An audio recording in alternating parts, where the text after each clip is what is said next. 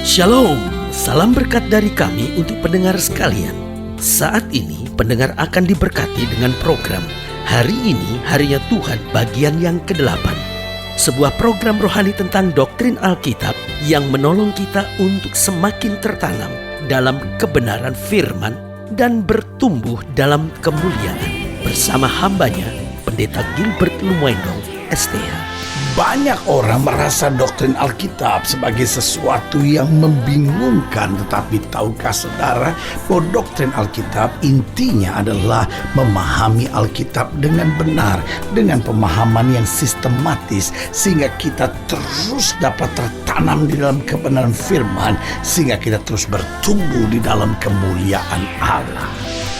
Buka hati saudara sekalian untuk menerima berkat-berkat firman-Nya hari ini. Dari keturunan mana kita berasal itu sangat menentukan siapa kita.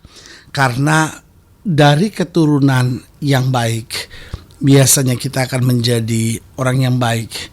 Dari keturunan yang keras dan kasar, biasanya kita cenderung menjadi orang yang keras dan kasar. Tetapi yang menarik, firman Tuhan berkata, setelah kita dilahirkan kembali, kita bukan berasal dari daging dan darah. Tapi setelah kita dilahirkan kembali, kita adalah keturunan-keturunan ilahi yang diberikan kuasa untuk berjalan segambar serupa dengan Allah. Karena itu saudaraku yang kasih dalam Tuhan, hidup Kristen bukan sekedar saya memiliki sebuah agama. Tetapi saya percaya hidup Kristen lebih daripada sekedar memiliki sebuah agama. Bagi saya hidup Kristen adalah perubahan status kita dari seorang yang dikuasai oleh dosa, dari seorang yang dikuasai oleh kesenangan daging, tetapi hidupnya diubahkan menjadi segambar serupa dengan Kristus. Itu sebabnya Paulus berkata bahwa ketika kita diselamatkan, maka secara daging, hawa nafsu daging kita turut disalibkan bersama dengan Kristus. Lalu kita dibangkitkan, kita hidup, namun bukan lagi kita yang hidup, tetapi Kristus yang hidup di dalam kita. Haleluya. Selamat datang dalam program kita hari ini, Harinya Tuhan, sebuah program rohani yang membahas tentang kebenaran-kebenaran firman Tuhan, sehingga menjadikan firman Tuhan sebagai dasar keseharian hidup kita, untuk kita melangkah, bertumbuh, dan senantiasa berjalan di dalam terang firman Tuhan. Karena saya percaya di tengah dunia yang serba tidak pasti ini, selama kita berjalan di dalam firman Tuhan, kita akan melihat kemenangan-kemenangan yang luar biasa. Haleluya. Dan di dalam program ke-552 ini, kita sedang bicara tentang keturunan Allah. Saudaraku yang kasih dalam Tuhan, topik ini adalah sesuatu yang paling sulit untuk dipahami, apalagi oleh orang yang tidak percaya dan tidak mengenal kebenaran.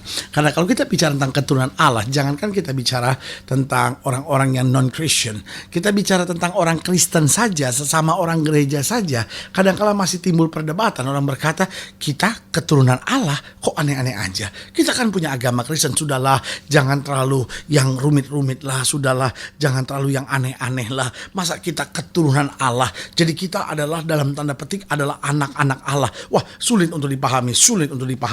Nah, kita seringkali menyebut diri kita sebagai anak-anak Allah. Tapi kalau kita bicara tentang keturunan Allah, bahwa darah Allah, darah Tuhan mengalir dalam kehidupan kita. Mungkin sebagian kita berkata, emang Tuhan punya darah, ya kan? Nah, saudara yang kasih dalam Tuhan, bukan soal tetesan darahnya itu, tetapi bicara tentang kuasanya, bicara tentang jalinannya, bicara tentang hubungan yang begitu erat dan akrab. Kita disebut sebagai keturunan-keturunan Allah. Haleluya. Nah, kita akan sama-sama pelajari dalam Kisah Rasul pasal 17. Kisah Rasul pasal 17, kita mau sama-sama lihat dari ayat yang ke-16. Kisah Rasul 17 ayat yang ke-16 sampai ayat yang ke-34.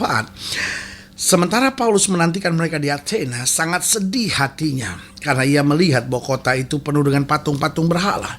Karena itu di rumah ibadat ia bertukar pikiran dengan orang-orang Yahudi dan orang-orang yang takut akan Allah, dan di pasar setiap hari dengan orang-orang yang dijumpainya di situ. Dan juga beberapa ahli pikir dari golongan Epikuros dan Stoa bersoal jawab dengan dia. Dan ada yang berkata, apakah yang hendak dikatakan si Plater ini? Tetapi yang lain berkata-kata, rupa-rupanya ia adalah pemberita ajaran dewa-dewa asing, sebab ia memberitakan Injil tentang Yesus dan tentang kebangkitannya. Lalu mereka membawanya menghadap sidang Areopagus dan mengatakan, bolehlah kami tahu ajaran baru mana yang kau ajarkan itu. Jadi Areopagus adalah satu tempat semacam kayak bukit di Yunani, di mana bukit itu kalau seorang berdiri di situ, dia akan bisa melihat seluruh daerah Yunani. Nah, di situ di daerah bukit Areopagus ini, Orang-orang senang bersoal jawab atau berdebat untuk sesuatu yang menarik perhatian massa, menarik perhatian rakyat, khususnya bicara tentang sesuatu yang baru. Nah, karena mereka lihat bahwa ajaran Paulus ini menarik, interesting, mereka bawa ke sidang Areopagus ini. Ayat 20, sebab engkau memperdengarkan kepada kami perkara-perkara yang aneh, karena itu kami ingin tahu apakah arti semuanya ini. Ayat 21, adapun orang-orang Athena dan orang-orang asing yang tinggal di situ tidak mempunyai waktu untuk sesuatu selain untuk mengatakan atau mendengar segala sesuatu yang baru. Makanya mereka mau bawa Paulus ini ke sidang Areopagus ini untuk mendengar ajaran baru apa ini, menarik untuk kita perdebatkan. Ayat 22, Paulus pergi berdiri di atas Areopagus dan berkata, hai orang-orang Athena, aku lihat bahwa dalam segala hal kamu sangat beribadah kepada dewa-dewa. Sebab ketika aku berjalan di kota-kotamu dan melihat-lihat barang-barang pujaanmu, aku menjumpai juga sebuah mesbah dengan tulisan kepada Allah yang tidak dikenal. Apa yang kamu sembah tanpa mengenalnya, itulah yang kuberitakan kepada kamu. Allah yang telah menjadikan bumi dan segala isinya. Ia yang adalah Tuhan atas langit dan bumi, tidak diam dalam kuil-kuil buatan tangan manusia, dan juga tidak dilayani oleh tangan manusia seolah-olah ia kekurangan apa-apa, karena dialah yang memberikan hidup dan nafas dan segala sesuatu kepada semua orang. Dari satu orang saja ia telah menjadikan semua bangsa dan umat manusia untuk mendiami seluruh muka bumi. Dan ia telah menentukan musim-musim bagi mereka dan batas-batas kediaman mereka, supaya mereka mencari dia dan mudah-mudahan menjamah dan menemukan dia, walaupun ia tidak jauh dari kita masing-masing. Sebab di dalam dia kita hidup, kita bergerak, kita ada, seperti yang telah juga dikatakan oleh pujangga-pujanggamu. Sebab kita ini adalah keturunan Allah juga. Karena kita berasal dari keturunan Allah, kita tidak boleh berpikir bahwa keadaan ilahi sama seperti emas atau perak atau batu, ciptaan kesenian dan keahlian manusia. Dengan tidak memandang lagi zaman kebodohan, maka sekarang Allah memberitakan kepada manusia bahwa di mana-mana semua mereka harus bertobat, karena ia telah menetapkan satu hari pada waktu mana ia dengan adil akan menghakimi dunia oleh seorang yang telah ditentukannya, sesudah ia memberikan kepada semua orang satu bukti tentang hal itu dengan membangkitkan dia dari antara orang mati. Ketika mereka mendengar tentang kebangkitan orang mati, maka ada yang mengejek dan yang lain berkata, lain kali saja kami mendengar engkau berbicara tentang hal itu. Lalu Paulus pergi meninggalkan mereka, tetapi beberapa orang laki-laki menggabungkan diri dengan dia dan menjadi percaya, di antaranya juga Dionysius, anggota majelis Areopagus, dan seorang perempuan bernama Damaris, dan juga orang-orang lain bersama-sama dengan mereka. Ayat yang ke-29 berkata, karena kita berasal dari keturunan Allah, kita tidak boleh berpikir bahwa keadaan ilahi sama seperti emas atau perak atau batu, ciptaan kesenian dan keahlian manusia. Menarik untuk kita pelajari bahwa firman Tuhan berkata kita berasal dari keturunan Allah. Apa artinya kita keturunan Allah? Berarti yang pertama, kita menurunkan sifat ilahi. Saudaraku yang kasih dalam Tuhan, kalau kita bicara keturunan, kita bicara tentang sifat. Karena dari seorang ayah yang keras, cenderung kita akan menjadi orang-orang yang keras. Nah, sifat itu biasa dibawa dari keturunan. Nah, saudaraku yang kasih dalam Tuhan, kalau kita bicara bahwa kita adalah keturunan Allah, maka yang lama sudah berlalu, kata Alkitab. Sifat-sifat lama kita, seperti serakah, egois, sombong, mau menang sendiri, kepala batu, keras kepala, khawatir. Nah, sifat-sifat seperti ini harus kita tinggalkan, karena itu sifat-sifat lama kita, dibawa oleh keturunan daging dan darah kita.